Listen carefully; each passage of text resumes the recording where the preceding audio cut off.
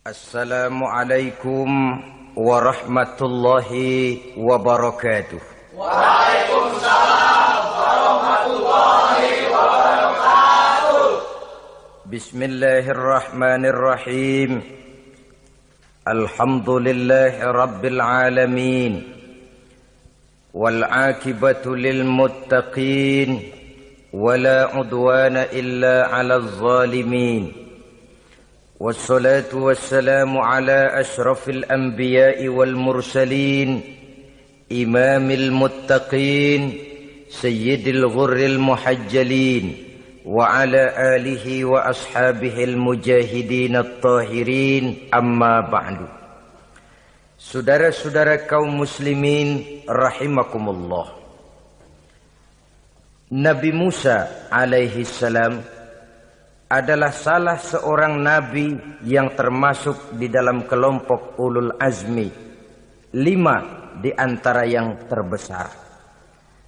Beliau mendapat gelar kalimullah, artinya rasul yang pernah diajak dialog langsung oleh Allah Subhanahu wa ta'ala. Seperti yang kita maklum bahwa di zaman Nabi Yusuf alaihi salam, beliau membawa serta seluruh keluarganya untuk tinggal di Mesir. Maka berkembang biaklah keturunan Bani Israel di tanah Mesir. Sampai di zaman pemerintahan Ramses II yang merasa khawatir dengan semakin banyaknya keturunan Bani Israel di Mesir akan menghancurkan kekuasaan daripada kerajaannya. Ramses II inilah yang kita kenal sebagai Fir'aun di zaman Nabi Musa alaihi salam. Maka terjadilah kemudian kebijaksanaan yang tidak bijaksana. Orang-orang tua dari Bani Israel dikerjakan secara paksa, membangun bangunan-bangunan mercusuar. Kemudian bayi-bayi dari Bani Israel dibunuh. Orang tuanya disuruh kerja paksa, bayi laki-lakinya dibunuh. Dengan target agar Bani Israel hapus dari permukaan bumi ini. Tetapi kehendak Allah pasti juga akan terjadi. Maka lahirlah Nabi Musa alaihi salam, yang kelahirannya disembunyikan oleh orang tuanya dari pengetahuan umum. Namun bagaimanapun disembunyikan, kekhawatiran itu datang juga di hati ibu Nabi Musa alaihi salam. Allah kemudian memberikan ilham kepada ibu daripada Nabi Musa. Masukkan anakmu ke dalam satu peti, hanyutkan di sungai Nil. Itu dilakukan oleh ibu Nabi Musa alaihi salam. Dimasukkannya bayi Musa ini ke dalam peti, ditutup rapat, dihanyutkan di sungai Nil. Kemudian ibu tadi memerintahkan saudara perempuannya untuk mengikuti kemana peti ini hanyut di bawah arus sungai Nil. Adapun peti ini kemudian hanyut dibawa oleh arus sungai Nil, memasuki istana Fir'aun. Maka permaisuri atau istri daripada Fir'aun melihat peti hanyut itu, diperintahkan tentaranya untuk mengambil peti tadi. Manakala peti terbuka, berisi seorang bayi laki-laki yang sangat mungil, sangat gembiralah istri daripada Fir'aun. Diusulkannya kepada suaminya agar bayi laki-laki tadi diambil saja, dijadikan sebagai anak angkat, dipelihara dan dibesarkan dalam istana. Fir'aun menerima usul daripada istrinya. Maka sejak saat itu dijaga, dipelihara dan dibesarkanlah Nabi Musa alaihi salam di lingkungan istana Fir'aun laknatullah alaihi. Begitulah ia memasuki masa remajanya, tumbuh sebagai anak angkat daripada Fir'aun dengan segala fasilitas yang serba cukup di dalam istana Fir'aun. Sampai pada masanya di mana ia kemudian menyadari bahwa ia sebenarnya bukan dari keturunan orang-orang Mesir, tapi berasal dari keturunan Bani Israel.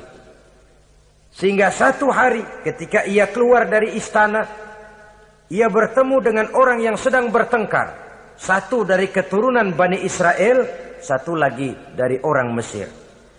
Musa membantu orang Israel ini melerai perkelahian, tapi kemudian Nabi Musa memukul orang Mesir tadi, dan memang hebat, sekali pukul mati. Saudara-saudara, tidak sengaja Nabi Musa itu hanya memukul, memberikan peringatan, tapi mati. Ini disembunyikan oleh Nabi Musa, tapi bagaimanapun disembunyikannya, akhirnya toh tahu. Apalagi Fir'aun sejak awal memang sudah mendapat firasat. Jangan-jangan inilah yang banyak diramalkan oleh dukun-dukunku, ahli nujum di istanaku, bahwa akan lahir seorang anak laki-laki dari keturunan Bani Israel yang akan menghancurkan kekuasaanku, memusnahkan kerajaanku. Jangan-jangan ini orangnya. Sejak hari pertama menemukan bayi Musa, Fir'aun sudah punya firasat ke arah itu. Tapi karena kalah oleh desakan istrinya, maka diterimalah Musa untuk dibesarkan di dalam lingkungan istana. Sehingga akhirnya oleh karena perasaan bersalah ini, Nabi Musa melarikan diri. Melarikan diri dari istana Fir'aun. Setelah nyata-nyata bahwa dia memang keturunan Bani Israel. Melarikan dirilah Nabi Musa alaihi salam keluar dari Mesir menuju negeri Madian. Di dalam pengembaraannya, saudara-saudara, di satu lembah, Nabi Musa ketika itu belum menjadi nabi. Pemuda Musa ketika itu sedang beristirahat. Dari kejauhan dilihatnya orang sedang berdesak-desakan. Rupanya adalah pengembala-pengembala kambing yang akan mengambil air dari dalam sumur. Mereka berdesak-desakan, berebut karena sumur cuma satu, yang ngambil air kelewat banyak. Di antara desakan-desakan orang itu, Nabi Musa melihat dua orang wanita, kakak beradik, minggir saja, tidak ikut berdesak-desakan. Nabi Musa menghampiri dua wanita tadi. Kamu sedang apa di sini? Kami sebenarnya ingin mengambil air. Kenapa tidak ikut berdesak-desakan? Itulah soalnya. Mereka laki-laki semua, gagah perkasa pula. Kalau kami ikut berdesak-desakan, bagaimana jadinya kami? Biarlah kami mengalah menunggu sampai mereka selesai semuanya, baru kami akan mengambil air. Mengertilah Nabi Musa bahwa wanita kakak beradik ini demikian halus akhlaknya. Gak mau berdesak-desakan sama orang laki. Budi pekertinya sedemikian luhur. Tungguin aja dah, ntar juga beres. Kalau semua udah kan pada minggir, kita gak pakai berdesak-desakan. Saudara hadirin, menyadari kodrat kewanitaannya, sehingga berdesak-desakan itu saja sudah dianggap bisa mengurangi citranya sebagai wanita. Biar dia ngalah aja, tungguin ntar juga rapi. Bukan malah ikut ngerangsek. Enak nih berdesakan sama orang laki nih, lumayan nih.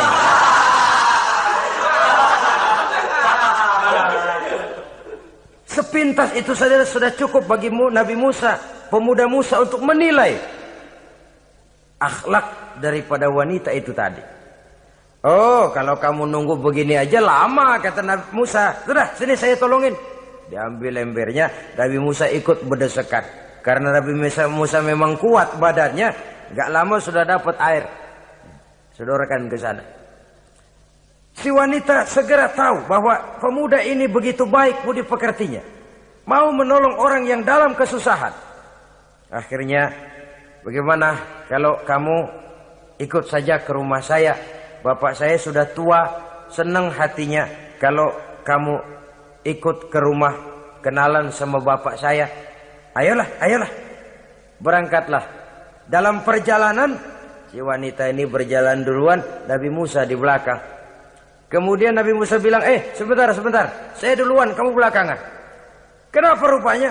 Angin nakal bertiup menghembus pakaian si wanita, sehingga memberikan gambaran yang agak jelas tentang warna, bentuk, postur badan si wanita itu tadi. Sekarang Musa yang menunjukkan budi pekerti yang luhur. Gak mentang-mentang ditiup angin, nah mumpung nih.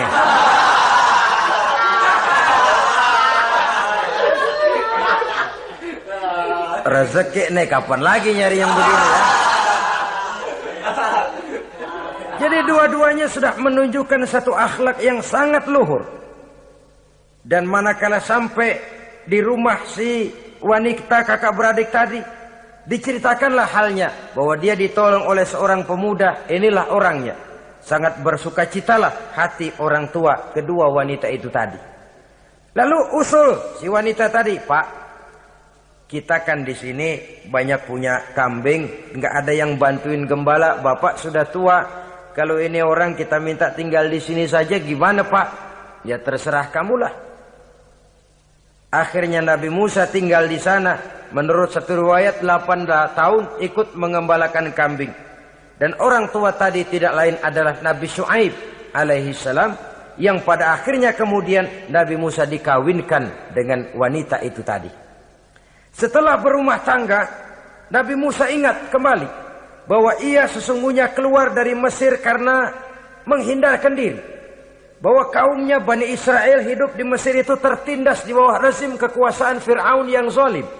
Dikerjakan secara paksa, wanita dipermalukan, bayi-bayi laki-laki dibunuh. Tergerak hatinya. Dia sudah enak, punya mertua bijaksana, punya istri cantik, hidup tenang sebagai pengembala kambing. Tapi nurani kebangsaannya berontak. Saya tidak boleh bersenang-senang sementara bangsa saya ditindas. Saya tidak boleh menari di atas bangkai saudara saya.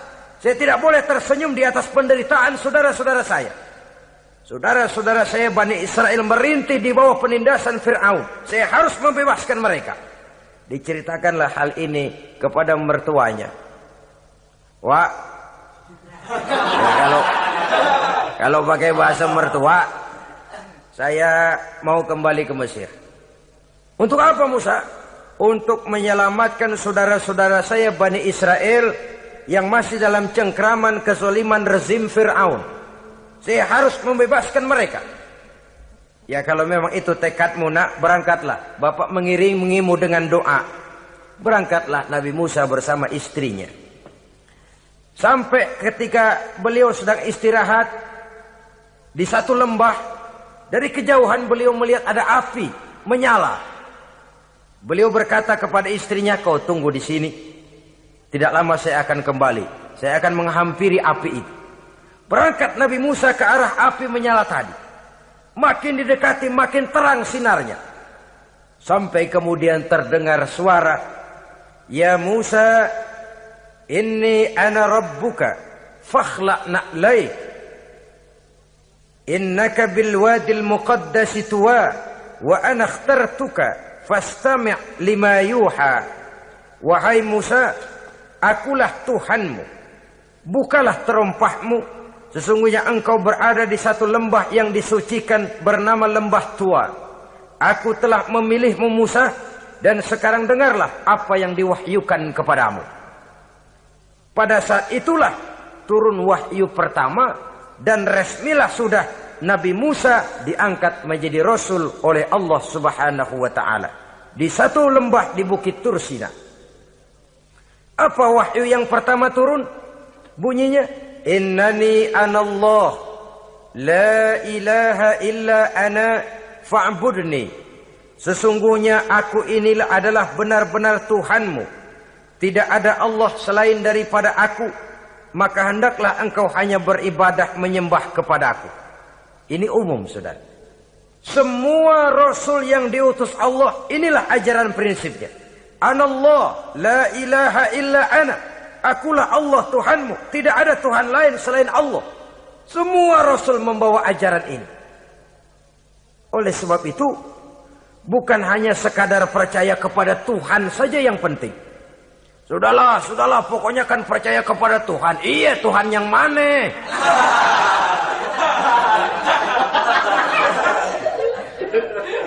Sebab kalau sekadar percaya kepada Tuhan, rasanya semua agama percaya kepada Tuhan.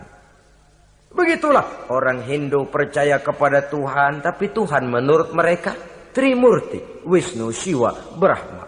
Orang Buddha percaya kepada Tuhan, tapi Tuhan dalam pandangan mereka ada Tuhan kecil Hinayana, ada Tuhan besar Mahayana.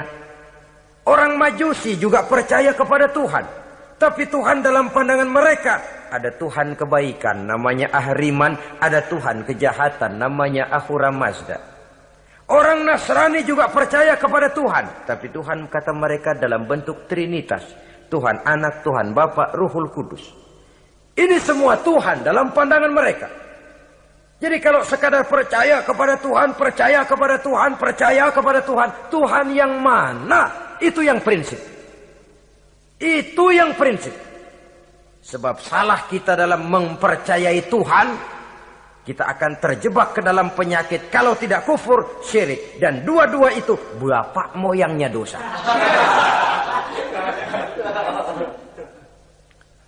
Sebab itu Islam menyelamatkan kita masyarakat manusia.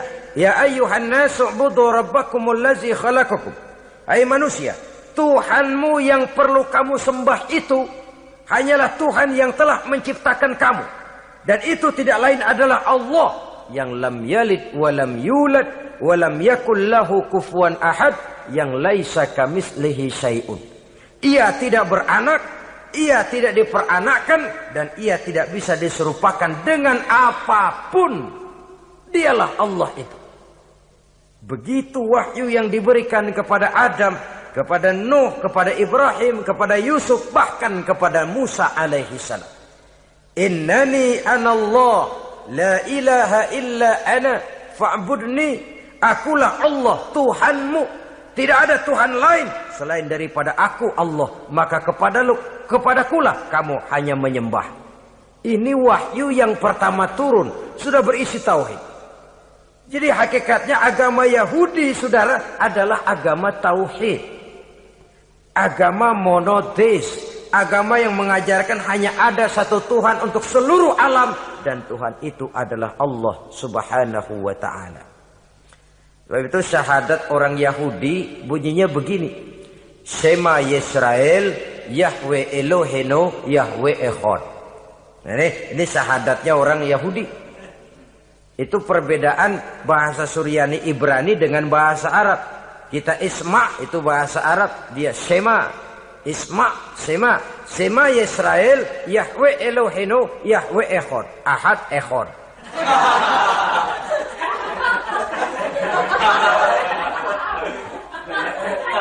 Maksudnya jelas. Shema Yisrael, Yahweh Elohenu, Yahweh Echad. Dengarlah hai Israel, Tuhan kita ialah Tuhan yang Esa. Yahweh kata mereka, Tuhan kita ialah Tuhan yang Esa. Esa tunggal, tidak beranak, tidak diperanakan. Kalau masih beranak, masih diperanakan, jangan Esa disebut, sebab dia masih berbilang. Dan maha suci Allah daripada sifat berbilang. Jadi asas dari seluruh misi yang dibawa oleh Rasul yang 25 itu sama. Tauhid inti ajarannya. Setelah tauhid, wa aqimis sholata li dzikri, dan dirikanlah solat untuk mengingat aku. Jadi solat pun diwajibkan kepada Nabi Musa. Cuma teknisnya yang berbeda. Bagaimana solat di zaman Nabi Musa, bagaimana solat di zaman Nabi Sulaiman, bagaimana solat di zaman Nabi Muhammad. Prinsipnya sama, solat. Teknisnya yang berbeda. Di zaman Nabi Sulaiman, konon solat itu tidak pakai ruku, tidak pakai sujud. Diri saja. Makanya Nabi Sulaiman itu menurut riwayat meninggalnya dalam posisi berdiri. Artinya apa? Dalam keadaan solat beliau itu. Bukan diri ngejedek kayak kita nungguin bus, bukan.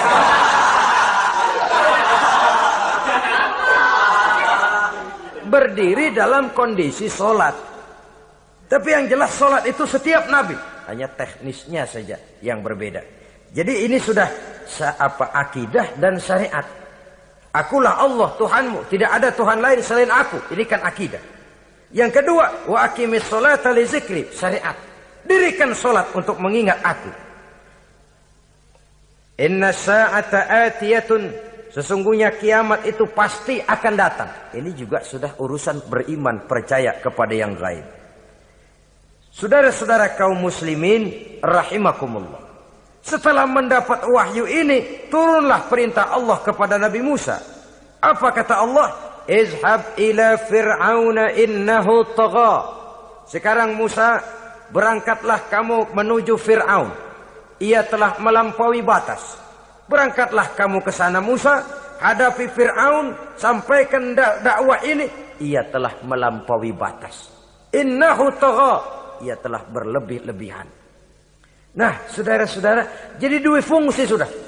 Kalau pada mulanya Nabi Musa berniat kembali ke Mesir hanya untuk membebaskan kaumnya Bani Israel, sekarang malah bertambah. Tidak hanya sekedar itu, malah lebih utama adalah menyampaikan risalah, menyampaikan misi kerasulannya, menyadarkan Fir'aun, menegakkan tauhid, mengembangkan syariat. Bertambahlah tugas Nabi Musa sebagai pejuang bangsa, juga sebagai mujahid, pejuang agama. Pada mulanya sebagai pejuang bangsa tuh. Artinya Nabi Musa ini kembali kepada Fir'aun di Mesir, tujuannya tadi kan cuma untuk membebaskan Bani Israel kaumnya. Ini pejuang bangsa. Tapi di tengah jalan ia mendapat wahyu. Berangkat kau kepada Fir'aun, innahu tagha, ia telah melampaui batas. Sadarkan dirinya, canangkan tauhid, sampaikan syariat. Bertambahlah tugasnya. Lebih daripada sekedar pejuang bangsa, ia juga pejuang agama, pejuang tauhid. Dwi fungsi. Kadang-kadang ada pejuang agama, tapi tidak pejuang bangsa. Kadang-kadang ada pejuang bangsa, tapi tidak pejuang agama. Nah, saudara-saudara kaum muslimin rahimakumullah, idealnya ya kedua-duanya. Ya pejuang agama, ya pejuang bangsa juga. Mendapat tugas seperti ini, apa permohonan Nabi Musa alaihi salam? Beliau berkata, qala rabbi shrah li sadri wa yassir li amri wahlul 'uqdatam min lisani yafqahu qawli waj'al li waziran min ahli Haruna akhi usdud biha uzri. Ini permohonan Nabi Musa ketika dilantik menjadi rasul, diberikan tugas, berangkat kau ke Mesir, sampaikan risalah ini kepada Fir'aun karena ia telah melampaui batas. Apa permohonan Nabi Musa? Rabbi syrah li sadri, ya Allah, lapangkan hati saya. Wa yassir li amri, mudahkan urusan saya. Wahlul 'uqdatam min lisani, buka kebekuan lidah saya. Yafqahu qawli, sehingga mereka mengerti apa yang akan saya bicarakan. Ini kondisi dasar. Memulai satu perjuangan dengan persiapan dasar. Apa permohonan pertama? Isyrah li sadri, lapangkan jiwa saya. Menghadapi musuh dengan jiwa yang lapang itu penting. So, kalau kita menghadapi musuh dengan jiwa yang sempit, kita sudah kalah sebelum perang. Menghadapi musuh dengan jiwa yang lapang, artinya masih berharap kalau dia mau mengikuti ajaran ini. Jadi pada tahap pertama itu datang bukan sebagai orang yang mau membasmi, tapi sebagai orang yang mau menyelamatkan. Ini perlu jiwa yang lapang. Sebab dakwah Nabi Musa itu kan pertama menyadarkan Fir'aun dulu. Nanti akan kita lihat setelah disadarkan dengan kata-kata, tidak kena juga dengan bukti berupa mukjizat. Masih bandel juga. Musa mohon supaya dikirim bencana. Masih nggak mempan juga, habis deh urusan. Jadi ada tahapan-tahapan sesuai dengan kemungkinan Fir'aun bisa menerima. Sama juga bayi itu kan kalau baru lahir ke dunia, brol, kasih susu emaknya dulu. Gedean dikit, bubur. Gedean lagi, nasi ulek dah. Udah gede betul, nasi. Udah gede banget, jengkol jijelin.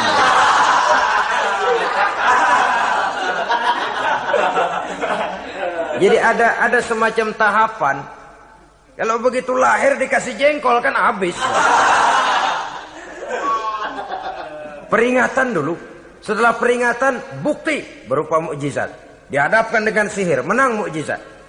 Masih tidak mempan juga, teguran, dikirimkan azab, dikirimkan bencana. Masih tidak mempan juga, sudah ditenggelamkan oleh Allah di Lautan Merah. Itu akan kita ceritakan kemudian nanti. Jadi apa yang diminta oleh Nabi Musa, ya Allah, lapangkan hati saya menghadapi Fir'aun ini. Fir'aun CS, Fir'aun, Haman, dan lain-lain. Dan jangan lupa Fir'aun itu cuma ya hakikat tapi juga simbol. Hakikatnya memang ada yang namanya Fir'aun itu. Simbol karena Fir'aun selalu berkembang. Di setiap zaman, di setiap tempat, Fir'aun selalu ada. Cuma liciknya Fir'aun ini kemana dia pindah, ke situ dia ganti nama. Orang sering lupa. Padahal isinya Fir'aun. Namanya bisa Hitler, namanya bisa Mussolini, namanya bisa Stalin. Tapi isinya Fir'aun. Kemana dia tinggal, di situ dia ganti nama. Simbol dari kekuasaan yang terlepas dari kontrol iman. Simbol dari kekuasaan yang menyebabkan orang lupa diri dan lupa daratan. Dan sebenarnya mah Fir'aun mulanya cuma raja tuh. Raja doangan dia. Cuman kelamaan jadi raja, kagak mau turun-turun. Akhirnya dia menganggap tidak ada yang lebih tinggi daripadanya. Apalagi ketika Nabi Musa datang mengajarkan ada Tuhan lain, yaitu ada Tuhan yang sebenarnya, yaitu Allah. Lah Fir'aun sampai kepada puncak kekurang ajarannya, memproklamirkan diri sebagai Tuhan. Ana rabbukumul a'la. Bukan karena kebodohannya sebenarnya, tapi karena gengsi kekuasaannya. Nah ini, gengsi kekuasaan ini sering menyebabkan orang overacting. Fir'aun bukan bodoh, bukan. Fir'aun bukan tidak tahu kalau Musa itu benar, tahu. Fir'aun bukan tidak ngerti kalau itu mukjizat, sihir kalah, tahu. Tapi gengsi kekuasaan. Gua kan raja, masa di depan rakyat tunduk sama Musa? Gengsi dong.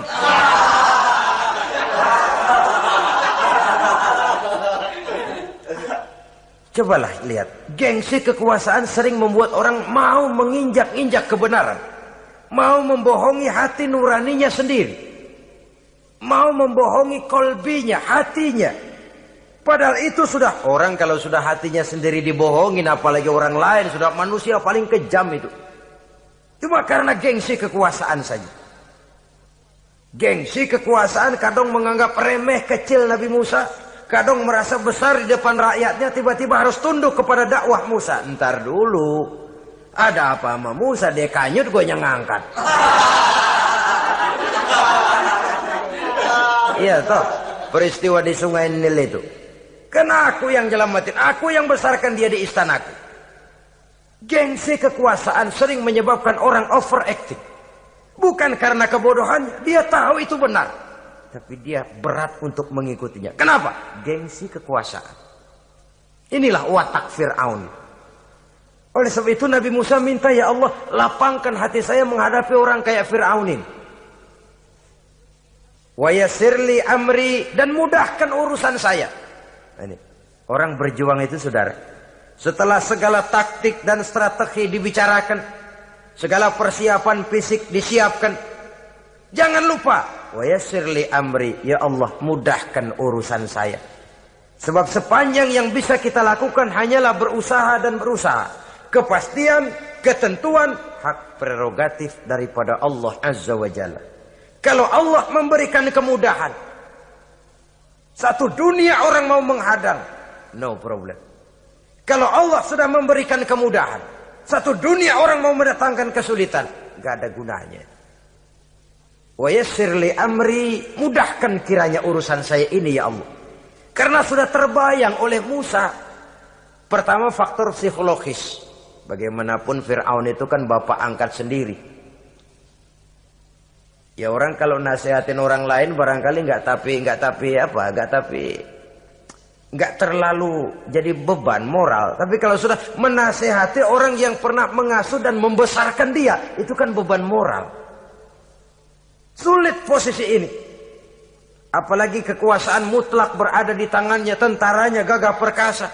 Wa yassirli amri, mudahkanlah urusan saya ya Allah. Lapangkan hati, mudahkan urusan.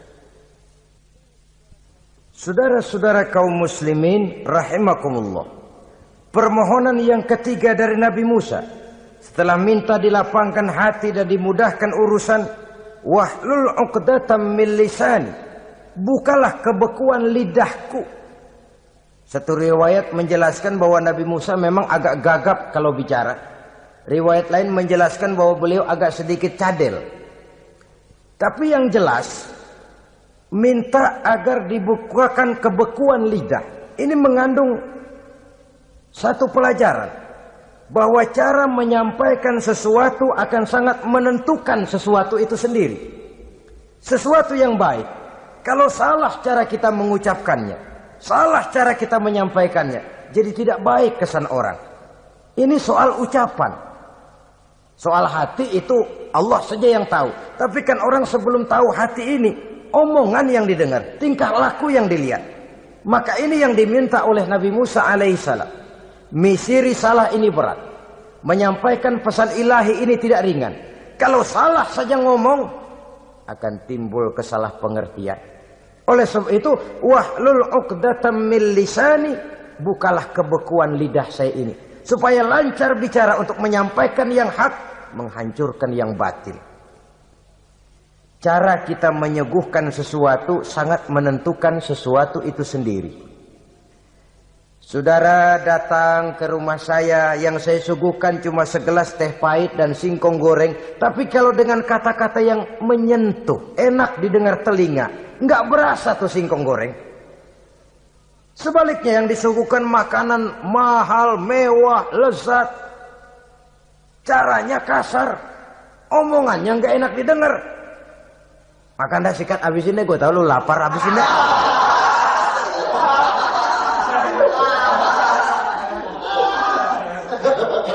Rasanya biar lapar juga nahan juga gitu. Apa itu? Bukan makanannya yang tidak enak, bukan kita nggak doyan, bukan. Caranya itu loh, caranya. Nah, Islam ini agama yang baik. Kalau disampaikan dengan kata yang tidak baik, akan timbul, oh Islam kok gitu ya. Nah ini yang tidak diinginkan oleh Nabi Musa. Wahlul 'uqdatam min lisani. Kita begitulah dalam kehidupan ini, kadang mendengar satu ceramah bisa berurai air mata, bisa histeris, bisa gembira. Kenapa? Kepandaian orang menyampaikannya. Bicara dia 2-3 jam, rasanya baru 5 menit. Baru sebentar kok, tahu-tahu sudah selesai. Ada yang udah setengah jam, baru seperempat jam ngomong, udah rasanya udah kayak 3 jam.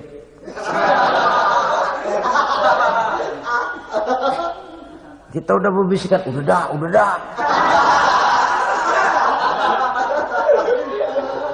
Wahlul 'uqdatam min lisani.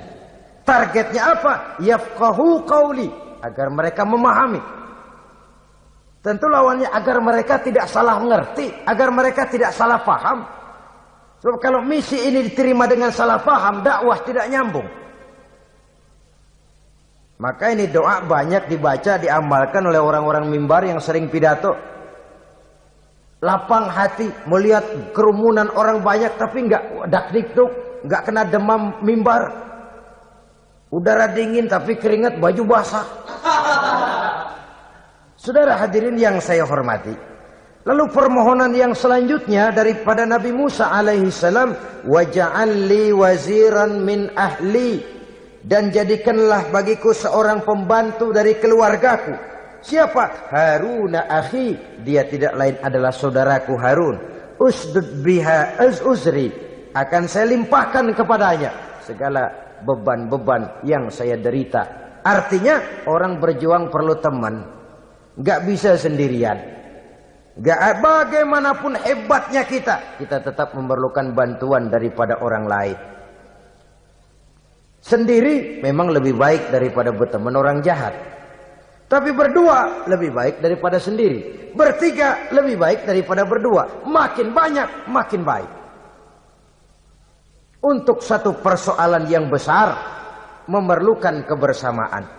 Begitulah Nabi Musa memberikan contoh. Saya tidak bisa berjuang sendiri. Saya minta dibantu oleh saudara saya Harun. Jadikan dia pembantu saya. Tempat saya membagi suka dan duka dalam perjuangan ini. Tempat saya bercerita, tempat saya mengeluh, tempat saya melarikan persoalan. Sebab beban hati itu akan berkurang kalau kita ada tempat kita bercerita. Nah, saudara-saudara, berangkatlah Nabi Musa ke Mesir. Kemudian mulai menyampaikan dakwahnya kepada Fir'aun, laknatullah alaih. Fir'aun mendengar Musa datang kembali. Kemudian terjadilah forum dakwah itu. Apa kata Fir'aun? Musa, kamu kemana saja? Saya pergi ke Madian. Apa yang kamu lakukan? Begini, begitu. Kamu melarikan diri? Pada mulanya iya. Dan sekarang apa maksud kamu datang kembali ke Mesir? Semula saya ingin membebaskan kaum saya Bani Israel. Lalu saya kemudian menerima wahyu dari Allah. Ditugaskan, diperintahkan langsung oleh Allah, Sang Maha Komandan, untuk datang menemui Tuhan, menyadarkan Tuhan dari kesesatan selama ini. Siapa Allah itu Musa? Allah adalah Tuhan saya dan Tuhan juga dan Tuhan seluruh alam ini. Baru nih Musa. Saya baru dengar nih. Ada yang begini nih. Tuhanlah pakai nggak kelihatan. Tuhanlah cuma satu. Yang Tuhannya banyak aja masih kelaparan.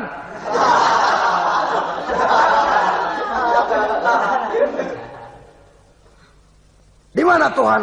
Tuhan saya bersemayam di aras, tempat yang sangat tinggi.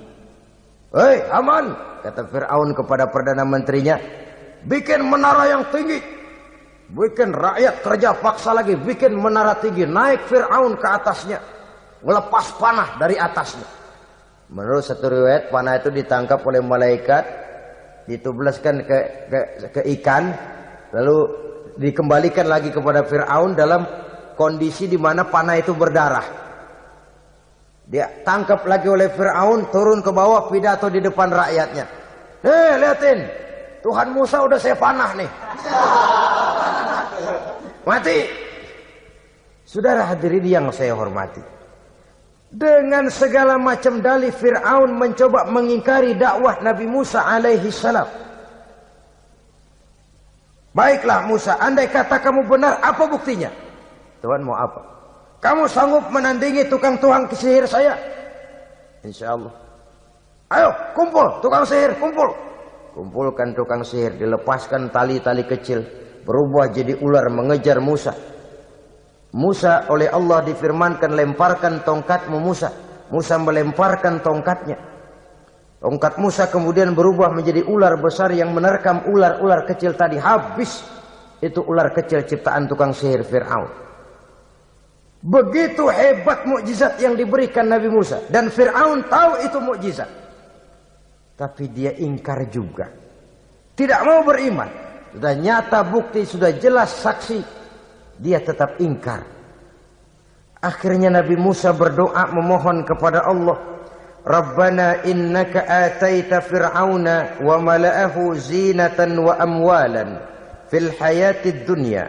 Wahai Allah, sungguh engkau telah memberikan kepada Fir'aun dan para pembesarnya zinatan, segala macam perhiasan, wa amwalan, dan segala macam harta benda, fil hayatid dunya, di dalam kehidupan dunia ini. Rabbana liyudillu an sabilik, semuanya hanya menyebabkan mereka jadi sesat dari jalanmu. Rabbana tmis ala amwalihim, ya Allah binasakanlah mereka di dalam hartanya. Wasdud ala qulubihim, tutuplah pintu hatinya. Fala yu'minu hatta yarawul azabal alim, mereka tidak akan beriman sampai mereka melihat azab yang sangat pedih. Sudah dibuktikan dakwah baik-baik tidak mempan. Bukti berupa mukjizat tidak kena. Sampai dikirimkan teguran berupa berbagai macam bencana, masih tidak juga beriman. Akhirnya Nabi Musa memutuskan, kalau begitu menyelamatkan kaum dululah. Kaumnya Bani Israel dibebaskan dari perbudakan. Dibawa oleh Musa keluar dari Fir'aun, dari Mesir. Dikejar oleh Fir'aun. Dalam pengejaran ini sampailah Nabi Musa di tepian Laut Merah. Buntu, depan laut, belakang tentara Fir'aun. Maju, kecebur. Mundur, kepergok musuh. Enggak ada pilihan lain. Dalam kondisi seperti ini, Allah Subhanahu wa ta'ala berfirman kepada Musa, lemparkan tongkatmu ke laut, hai Musa. Musa melemparkan tongkatnya ke laut. Terjadilah mukjizat. Laut terbelah, jalan muncul ke permukaan laut. Lewat Musa di jalan itu, Fir'aun terus mengejar. Ketika Musa sampai di tepian sebelah sana, Fir'aun masih di tengah jalan. Laut menutup kembali, hilang itu jalanan. Fir'aun dan seluruh tentaranya tenggelam di Lautan Merah. Mati. Pada saat kondisi seperti itulah Fir'aun dalam keadaan menghadapi sakaratul maut, napas cengap-cengap, hampir putus di leher. Berkata dia, amantu bi Rabbi Musa wa Harun. Kalau begini mah saya juga percaya dah sama Tuhan. Percaya dah sama Tuhannya Musa dan Tuhannya Harun. Kata malaikat maut, kemarin kemana mas?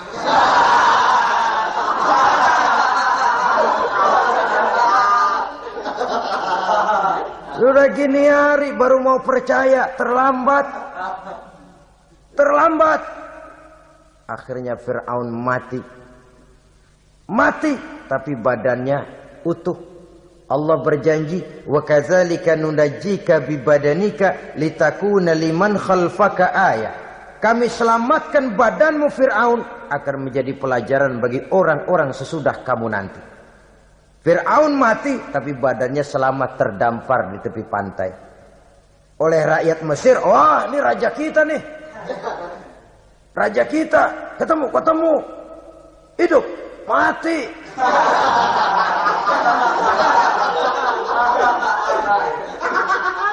Kemudian sesuai dengan tradisi raja waktu itu, dimumilah badannya, diawetkan.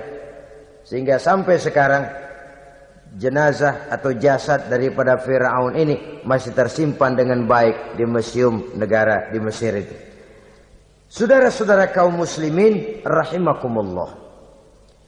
Jadi satu hal yang bisa kita ambil pelajaran daripada riwayat perjalanan dakwah Nabi Musa ini, bahwa dakwah menyampaikan risalah memang bukan jalan lurus dan licin bertabur bunga di kanan kirinya. Dakwah menyampaikan pesan agama, jalannya berliku, berbelok, menanjak, menurun, banyak onak dan duri di sekelilingnya.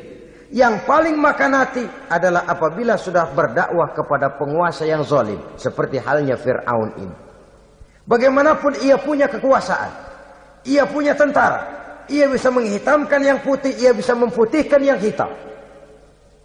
Kalau bukan iman yang jadi landasan moral dalam perjuangan, orang mudah frustasi. Kalau berdakwah kepada rakyat kecil, resiko kurang. Kalau berdakwah kepada para pengusaha, resiko kurang. Kalau berdakwah kepada kelompok-kelompok yang tidak memegang kekuasaan, resiko kurang.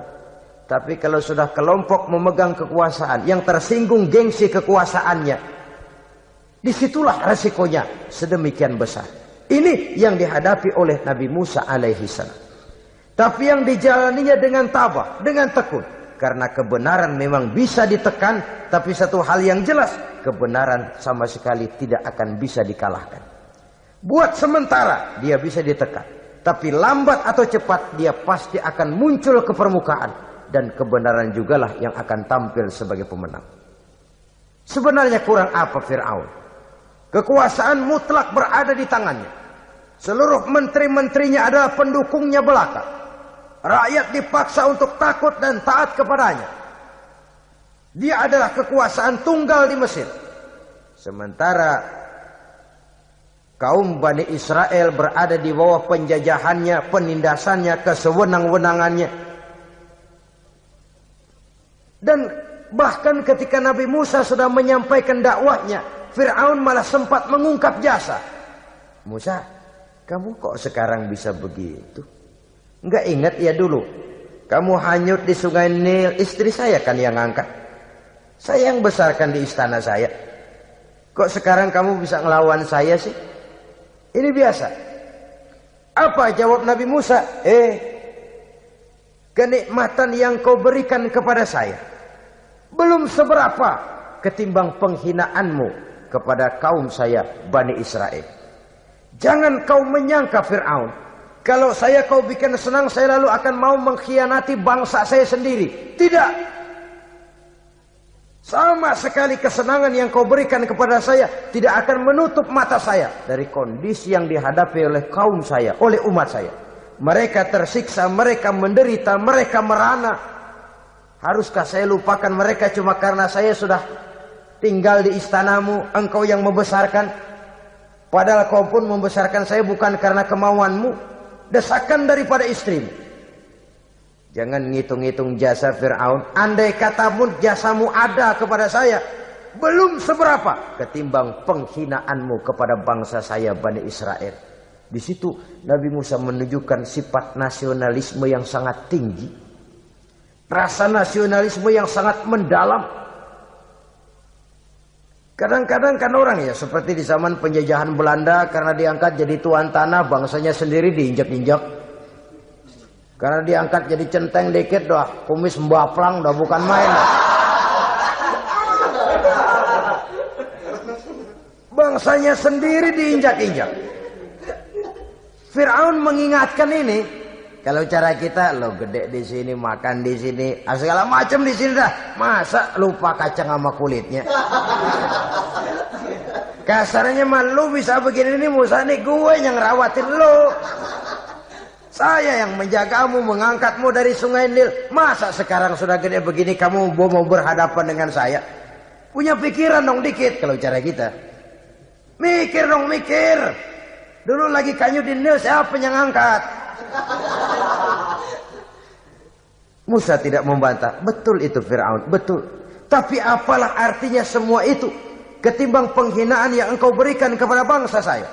Saya tidak mungkin menari-nari di atas bangkai umat saya.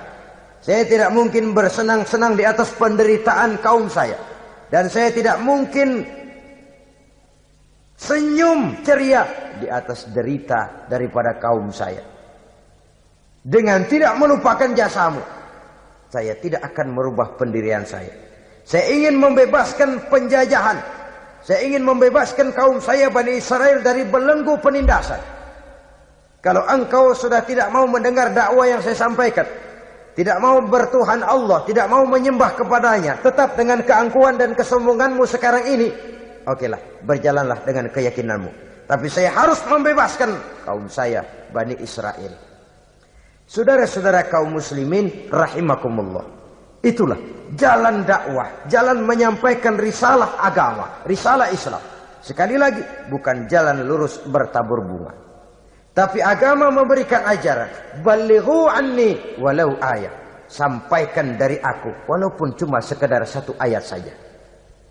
Tugas ini memang mulia tapi berat. Tugas ini memang terhormat tapi penuh resiko. Ya kalau menyampaikan asal sekedar menyampaikan, sudahlah, pokoknya nyampaikan, percaya syukur kagak udah dah. Bukan cuma sekadar itu, ada semacam tanggung jawab moral. Maka kondisi dasar yang dilakukan oleh Nabi Musa, permohonan yang tadi itu, ya Allah lapangkan hati saya. Jalan ini penuh onak dan duri, berliku, menanjak, menurun. Banyak halangan, tentangan, rintangan, dan fitnahan. Kemudian mudahkan urusan saya. Menentang kekuasaan Fir'aun bukan perkara ringan. Bukan urusan main-main. Menentang raja yang sedang berkuasa. Kekuasaannya mutlak, otoriter pula. Diktator murni Fir'aun itu. Mudahkan urusan saya menghadapi jalan ini ya Allah. Karena tidak mungkin menurut otak. Mana bisa kata kebiasaan, impossible kata rasio. Kalau Allah mau memudahkan, semua jalan akan terbuka dengan mudah. Tapi kalau Allah yang mempersulit, bagaimanapun matangnya perhitungan strategi, taktik, rencana, program, planning, kalau Allah mempersulit, jalan itu akan jadi buntu jadinya. Oleh sebab itu maka persiapan zahir harus diimbangi dengan persiapan batin. Untuk menegakkan sesuatu yang hak, menghancurkan sesuatu yang batil sebagaimana yang dilakukan oleh Nabi Musa alaihi salam ini. Dan segala macam tantangan dihadapi oleh Nabi Musa. Kau menyampaikan risalah bahwa engkau Rasul? Ya. Kau punya bukti? Siap. Apa buktimu? Ini. Tongkat dilempar jadi ular, tangannya dimasukkan ke saku baju lalu dikeluarkan bersinar gemerlapan, lebih sinar dari lampu merkuri. Sampai Fir'aun silau dibuatnya sudah Musa, sudah, masukkan tanganmu lagi, masukkan tanganmu lagi. Dia tahu, dia sadar itu bukan sihir, tapi lagi-lagi gengsi kekuasaannya. Sehingga pantas kalau Nabi pernah bersabda, afdalul jihad kalimatu haqqin inda imamin jair. Jihad yang paling besar adalah mengucapkan kebenaran di depan penguasa yang zalim. menyampaikan kebenaran di hadapan penguasa yang zalim. Tapi kan berat, saudara. Sulit. Apalagi kalau belum apa-apa udah ngeri. Udah jangan dah.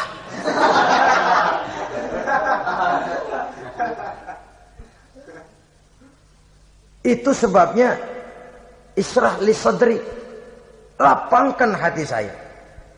Saya tidak punya kepentingan apa-apa kecuali menyampaikan kebenaran. Kalau sudah ada kepentingan pribadi, itu yang sering jadi handicap. Itu yang sering jadi jurang pemisah antara kita dengan orang yang akan kita sampaikan kebenaran tadi. Saudara-saudara kaum muslimin rahimakumullah, maka terasa benar relevannya doa yang diajarkan oleh Rasul kepada kita. Allahumma arinal haqqa haqqa warzuqna ittiba'ah wa arinal batila batilan warzuqna ijtinabah. Ya Allah, tunjukkan kepada saya bahwa yang benar itu benar, berikan saya kekuatan untuk mengikutinya.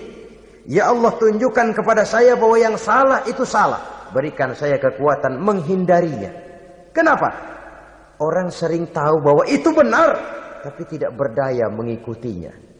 Seperti Fir'aun tahu bahwa Musa itu benar. Abu Jahal, Abu Lahab juga tahu bahwa Nabi Muhammad itu benar.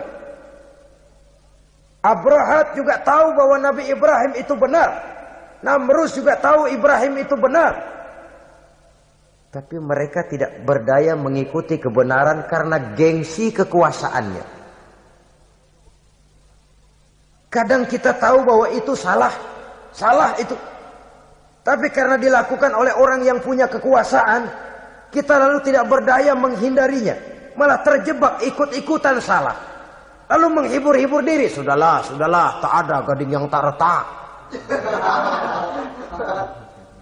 Bukankah dengan demikian kita sudah melegimitir kesalahan? Tahu bahwa itu benar dan mampu mengikutinya, itu nikmat. Tapi tahu itu benar namun tidak berdaya mengikutinya, itu mendatangkan siksaan batin. Tahu itu salah dan mampu menegur, itu nikmat. Tahu bahwa itu salah tapi larut ikut salah, nimbrung dalam kesalahan, itu mendatangkan tekanan batin. Jadi tahu kebenaran itu penting. Tapi terketuk hati mengikuti kebenaran itu jauh lebih penting. Semua kita tahu Islam itu benar. Tapi semua yang tahu Islam itu benar, maukah mengikuti ajaran Islam? Tidak. Tidak. Semua orang tahu kalau judi itu batil. Hatta penjudi yang paling kakap pun mesti tahu kalau itu batil, itu tidak baik. Tapi dia tidak berdaya untuk menghindarkannya. Terjebak ke dalam penyakit itu tadi.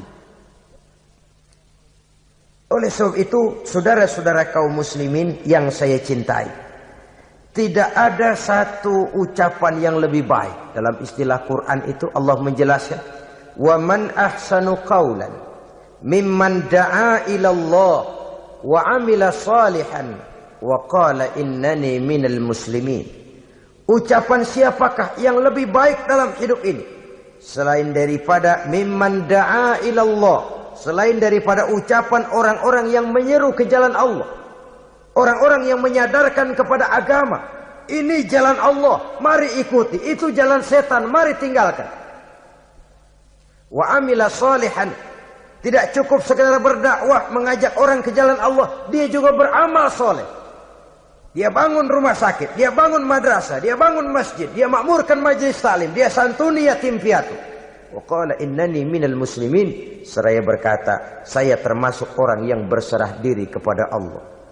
Da'a ila Allah wa amila salihan wa qala innani minal muslimin. Menyerukan manusia ke jalan Allah, beramal soleh, dakwah bil hal kata orang sekarang. Kemudian mereka pada akhirnya berkata, kami adalah sekelompok orang-orang yang sudah berserah diri kepada Allah. Segalanya diserahkan kepada Allah. Lahirlah kedamaian rohani, ketegaran pribadi, ketentraman batin di dalam dia melaksanakan tugasnya.